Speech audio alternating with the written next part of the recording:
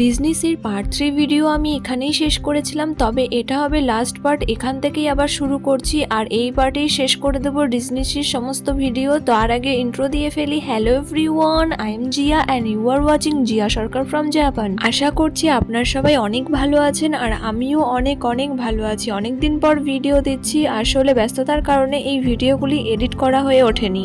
এবার আমরা চাপবো 6 নম্বর রাইডিং। 5 নম্বরটা আমরা ভিডিও ক্যামেরা করতে পারিনি, ওখানে অ্যালাউড ছিল না, কারণ ওটা প্রচুর ফাস্ট চলবে, তার জন্য যদি ছিটকে ফিটকে পড়ে যায় মানে ফোন ড্রোন ক্যামেরা, তার জন্য ওখানে অ্যালাউ ছিল না।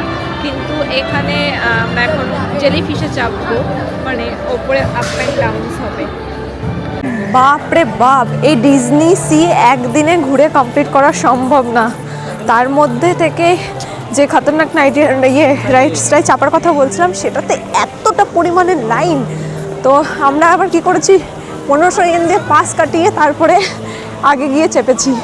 যাই হোক, ক্যামেরা অ্যালাউ ছিল না বলে দেখাতে পারিনি, আর একদিনে ঘুরে শেষ করা সম্ভব না। যেখানে যাচ্ছি সেখানে প্রচণ্ড পরিমাণে লাইন। এই যে এই রাইডগুলোতে যে চাপবো, এই যে এখানে যে রাইডগুলোতে চাপবো, এখানে প্রত্যেকটাতে লাইন দিতে হচ্ছে, প্রত্যেকটাতে। আর এই লাইন শেষ হওয়ার মতো না, সত্যি মানে দেখার মতো জিনিস, দেখার মতো। আমি তো জাস্ট ফিদা হয়ে গেছি। যদিও আমার বর এর আগে অনেক, মানে এর আগেও ঘুরেছে এই জায়গা, তো সব কিছু জানে। তো আমাকে নিয়ে ওর প্রথম আসা, ভালো লাগছে।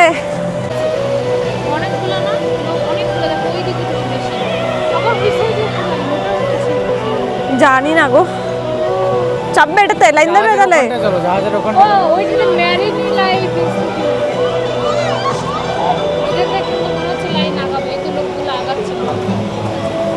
আর এটা কি জলের মধ্যে কি হচ্ছে এটা?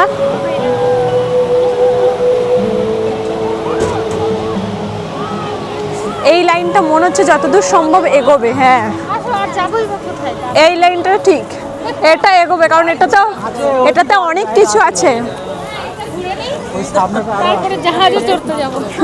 তারপর জাহাজও চড়তে যাব। কিন্তু ওয়েদারটা যা সুন্দর লাগছে না, ও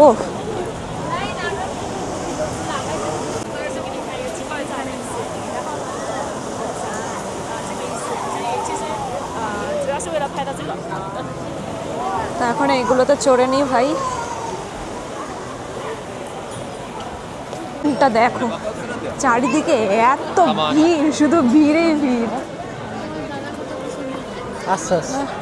লাইনটা দেখো, পুরো চারিদিকের অবস্থা দেখো, ভিড়।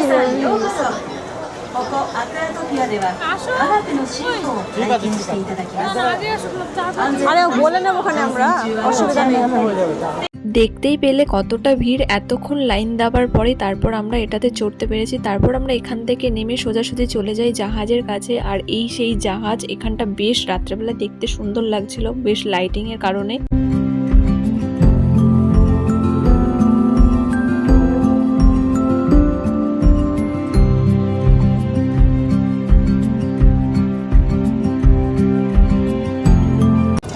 আর এখন জাপান থেকে সরাসরি পুরো হচ্ছে নিউ ইয়র্ক চলে এসেছি। ভাবা যায় জাপানে হেঁটে হেঁটে এখন জাপানে জাপান থেকে হেঁটে হেঁটে নিউ ইয়র্ক চলে এসেছি, ভাবা যায়। আসলে এরকম কোনো কিছু না, অ্যাকচুয়ালি এটা হচ্ছে নিউ ইয়র্কের জাহাজ শেপ। তো এখানে আমরা হাঁটতে হাঁটতে চলে এসেছি। অনেকটা এরিয়া যেহেতু আমরা ঘুরে কভার করতে পারিনি, একদিনে সম্ভব নয়, একদিনে কভার করা ভীষণ কষ্ট। আর সমস্ত রাইড চড়াও সম্ভব নয়। কিছু রাইডসে মানে টিকিট কাটার পরেও এক্সট্রা পাস বার করতে হয়, মানে এতটা ভিড় যে এক্সট্রা পাস নিয়ে গেলে তোমার তাড়াতাড়ি হয়ে যাবে। তো আমরা এখন এক্সট্রা পাস এই নিয়ে দুটোতে করলাম, যে তাড়াতাড়ি করে যাতে চড়তে পারি। তারপর এই মাছের দোলনা বলবো না কি বলবো জানি না, এটাতে চলে আসি। এইখানেও আমরা চেপেছিলাম, এখানটাও বেশ সুন্দর লাগছিল, আর যখন ঘোরাচ্ছিল খুব সুন্দর লাগছিল দেখতে। আর লাইটিংয়ের কারণে ভেতরটা এত সুন্দর লাগছিল। এই ভেতরে অনেকগুলো ছোট ছোট রাইড ছিল যেগুলোতে আমরা চেপেছি, তাই সবকটার ভিডিও আমার করা হয়ে ওঠেনি। তবে সত্যি কথা বলতে গেলে খুব সুন্দর, খুব। ビッグじゃなくて世界で一番偉大なマジシャンにしてくれ。バーン。エイミーは一言だけ忠告した。本当の偉大さとは経験によって身につくもの。そして素晴らしいパートナーも必要だ。例えば私だってどう দুটো সবথেকে খতরনাক রাইডগুলির মধ্যে একটি ছিল সেই যে অগ্নুৎপাতের ওখান থেকে কার বের হওয়া, আরেকটা ছিল এটা হলো ওই ওপর থেকে যেখানে লাইটটা জ্বলছে ওখান থেকে জানো তো পুরো ধুম করে একদম নিচে ফেলবে লিফটের মাধ্যমে, বিশাল ভয়ানক ছিল। তোর হাটের প্রবলেম তো তুই যাইস না। কেন কেন যাবে না কেন, কি হয়েছে? ওটা খতরনাক জিনিস আছে, খতরনাক জিনিস আছে। ওইখানটা ঘুরে যা। ওই দিকেও খুব সুন্দর, এই জায়গাটা সুন্দর লাগছে বেশ। খতরনাক ভয়ানকের এটা, খতরনাক ভয়ানকের। আর লিফটটা না এরকম টেনে উঠবে টেনে না হবে, এখান থেকে দেখলে বুঝতে পারবি। তো এখন আমরা এটাতে যাব, এটা পাস করিয়ে নিয়েছি আমরা, কারণ লাইন দিয়ে থাকলে আর আমাদের আজকে আর যাওয়া তাহলে হবে না।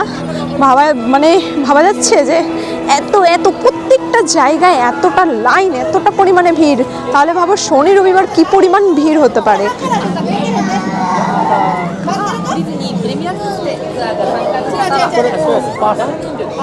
এরপর আমরা সরাসরি পাস দেখিয়ে ভেতরে ঢুকি, আর ভেতরে ঢোকার পর ইনি আমাদেরকে বলছিলেন যে কোথায় কি হয় না হয় সেগুলো সব বলছেন, আর অনেক ধরনের পুরনো জিনিসপত্রও ছিল এখানে, তবে বেশ ভালো লাগছিল। তবে এখানে একটা ভুতুড়ে ব্যাপার ছিল, আর এই যে লাইটিংটা ওপরে উঠছে দেখতে পাচ্ছ, এইখান থেকে যেন তো নিচে ধপ করে পড়বে, আর মানে এটাই লিফটের মাধ্যমে আমরা এর ভেতরে থাকবো, এটাই আমাদের সাথে হবে। এটা তো আমি পরে বুঝতে পারলাম যখন ওখান থেকে আমি বেরিয়ে আসি, আর এই ভিডিওটা যখন এডিট করছি তখন আমি দেখতে পাচ্ছি যে আচ্ছা এই জিনিসটা আমাদের সাথে হয়েছিল। তবে সত্যি ব্যাপক লেগেছিল, বিশাল ভয় পেয়েছি। ভয়ের থেকে বড় জিনিস ওই ওপর থেকে পুরো ডিজনি সিটাকে দেখতে যা সুন্দর লাগছিল, মারাত্মক একদম অসাধারণ, মানে ওটা বলে বোঝানোর মতো না, একমাত্র নিজের চোখে যে দেখবে সেই ওটা মানে ফিল করতে পারবে। তবে আরও একটি ইন্টারেস্টিং বিষয় হলো, আমি তো ওখানে ক্যামেরা করতেই পারবো না, প্রচণ্ড পরিমাণে ভয় পেয়েছি, আর ওখানে অ্যালাউডও ছিল না। তবে ওইখানে জানো তো হাইডেন ক্যামেরা ছিল, মানে ওখান থেকে যে আমরা উপর থেকে যে আমাদেরকে নিচে ফেলবে সেই জিনিসটা যখন ওরা ক্যামেরায় ক্যাপচার করবে, আমাদের রিয়াকশানগুলো জাস্ট অসাধারণ ছিল। পরে যখন আমি ছবিটা দেখছি তো তখন দেখে হলো ও আচ্ছা এটা আমার রিয়াকশান ছিল, আর এর ভেতরে কি হয়েছিল ওই ছবিটা দেখলে তোমরা বুঝতে পারবে। আর ওই ছবিটা নিতে গেলে আলাদা করে 3000 ইয়েন দিয়ে মনে হয় পাস কাটিয়ে ওই ছবিটা নিতে পারবো আমরা। তো আমরা আর কাটাইনি, আমি ফোনে ছবিটা তুলে নিয়ে চলে এসেছি। আর একটু আগে একটা জাপানিজ বাচ্চা দেখতে পেলে, এই বাচ্চাটা জানো না পরে বাইরে বেরিয়ে কি পরিমাণ কান্না করছিল, প্রচণ্ড ভয় পেয়েছে, প্রচণ্ড। সত্যি আমরাই এত ভয় পেয়েছি তো ওই বাচ্চাটা কেন ভয় পাবে না, মানে সিরিয়াসলি অনেক মজা পেয়েছে। আর এই সেই ছবি, এটার কথাই বলছিলাম, এইটাই হাইডেন ক্যামেরার মাধ্যমে তুলেছিল। আর আমার বর আমাকে আঙ্গুল দিয়ে দেখাচ্ছিল যে দেখো, আমি যেহেতু চোখ বন্ধ করেছিলাম ওই ডিজনি সি ফিল করার ব্যাপারটা, মানে ওই ওপর থেকে ডিজনি সিটাকে এত সুন্দর লাগছিল দেখতে, সেটাই আমাকে দেখাচ্ছিল, দেখো চোখ খোলো। তো ওটাই আমি চোখ খুলতে দেরি করে ফেলেছি, তবে আমি দেখতেও পেয়েছি, সত্যিই সুন্দর ছিল। আমাদের লেট হয়ে গেছে অনেক।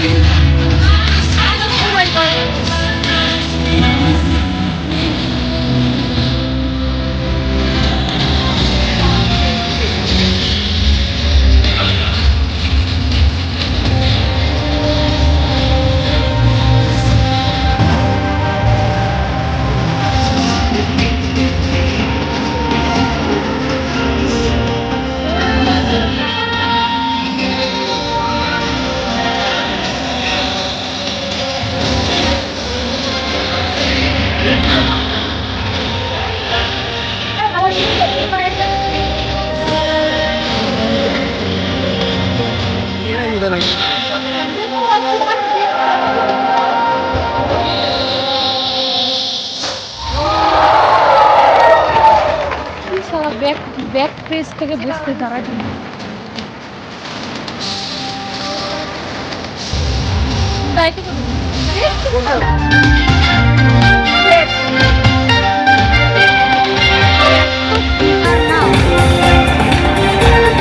আর এই যে এই ডান্স শোটা দেখতে পেলে, এই ডান্স শোটাও দেখার জন্য আমরা পাস কাটিয়ে রেখেছিলাম। তবে ওই লিফটে চাপার চক্করে আমাদের এই শোটা জাস্ট আমরা 5 মিনিট আগে ঢুকেছি, 5 মিনিট দেখতে পেয়েছি। এই শোটা প্রায় ওই 30 মিনিটসের মতো হয়, তো আমরা গিয়ে জাস্ট 5 মিনিটস দেখতে পেয়েছিলাম লাস্টের দিকে, কারণ আমরা যেহেতু লিফটে চেপেছিলাম ওখান থেকে আমাদের বেরিয়ে এসে আসতে আমাদের টাইম লেগে গেছে, তার জন্য আর দেখতে পাইনি পুরোটা। তবে ওটাও নাকি অনেক সুন্দর হয়েছিল, যেহেতু অহন আর দাদাভাই যায়নি, দাদাভাই ভয় পায় অত ওপর থেকে ফেলে দেবে বলে, আর সহনা যেহেতু বাচ্চা, তাই ওকে নিয়ে আর চাপা হয়নি। দাদাভাই ওখানে ওই শোটা এনজয় করছিল আর আমরা এটাতে গিয়েছিলাম। এরপর আমরা জাহাজেও ঢুকেছিলাম, তবে জাহাজের ভিডিওর আর ক্লিপগুলো নেওয়া হয়নি, কারণ আমার হচ্ছে ক্যামেরাটাও চার্জ শেষ হয়ে গেছিলো আর ফোন থেকে আর আমি সেরকম ক্লিপ নিইনি, সেরকম কিছু ছিল না দেখার মতো। তারপরে এই আমাদের ডিজনিসির পার্ট যেহেতু এখানেই শেষ হচ্ছে, তার শেষের আগে এরকম বাজি ফাজি ফাটিয়ে শেষ করা হয়েছিল আর এত ধরনের বাজি ফাটছিল, অনেক সুন্দর লাগছিলো। আর রাত্রেবেলা ডিজনিসি দেখতে অনেক সুন্দর লাগছিলো, পুরো চারিদিকটা লাইটিংয়ে ঘেরা, সত্যি মারাত্মক লাগছিল। আমি ওই লাস্টের ক্লিপটাও আমার কাছে নেই, ডিলেট হয়ে গেছে ক্যামেরা থেকে, তবে এই বাজি ফাটানোটাও বেশ আমি এনজয় করেছি। তো ডিজনিসি তো ঘুরে নিয়েছি, তবে এরপর খুব তাড়াতাড়ি যেতে চলেছি ডিজনিল্যান্ডে। ডিজনিল্যান্ডের ভিডিও খুব তাড়াতাড়ি তোমাদের সাথে শেয়ার করব। আর যেহেতু আমাদের প্ল্যানিং চলছে, আমাদের এখনও যাওয়া হয়নি, আর গেলে তো অবশ্যই তোমাদের সাথে ভিডিও শেয়ার করব। তো তোমরা সবাই সাপোর্ট করতে থাকো, তোমাদের সাপোর্ট খুবই দরকার। তার মধ্যে ঢুকছে কোথা দিয়ে বোমটা, একটা বুঝতে হবে কোথা দিয়ে বোমটা ফাটাচ্ছে। না, প্রথমে 3টা উঠেছে উপরে, সেটা দেখেছি। সেই ও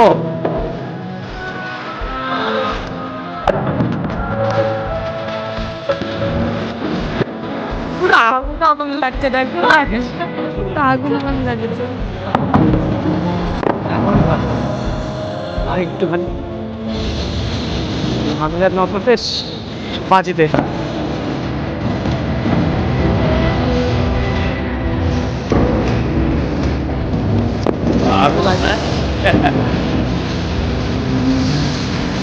বলছে 8,900 বাজি দিয়ে শেষ করলাম। ওই দেখো আরো উঠছে, ওই দেখো ওঠাচ্ছে আরো।